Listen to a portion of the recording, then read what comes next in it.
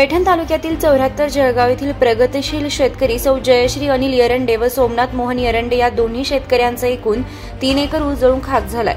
सविस्तर माहिती अशी की तालुक्यातील 74 जळगाव येथे शेतात 21/12/2024 वार शनिवार रोजी दुपारी 1 वाजेच्या दरम्यान 74 जळगाव शिवारातील जयश्री अनिल येरंडे यांच्या गट नंबर 123 मधील 2 एकरांमधून विद्युत तारेचं काम चालू असताना अचानक शॉर्ट सर्किटमुळे जयश्री येरंडे यांच्या गट नंबर 123 मधील 2 एकरापैकी 1.5 एकर ऊस तसेच सोमनाथ येरंडे यांच्या गट नंबर 121 मधील 1.5 एकर ऊस जळून खाक झालाय।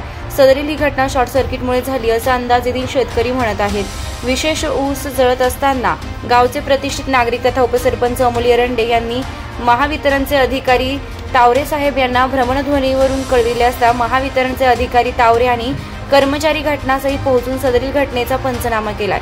पैठण तालुक्यातील 74 जळगाव येथील प्रगतशील शेतकरी जयश्री अनिल येरंडे यांचा गट नंबर 123 मधील 2 एकरांपैकी 1.5 एकर ऊस तर सोमनाथ मोहन येरंडे यांचा गट नंबर 121 मधील 1.5 एकर असा एकूण 3 एकर ऊस आला आग लागली आहे। शेतामधून विद्युत तारेचं काम चालू असताना अचानक शॉर्ट सर्किट झाल्यामुळे 3 एकर जळून खाक झालाय।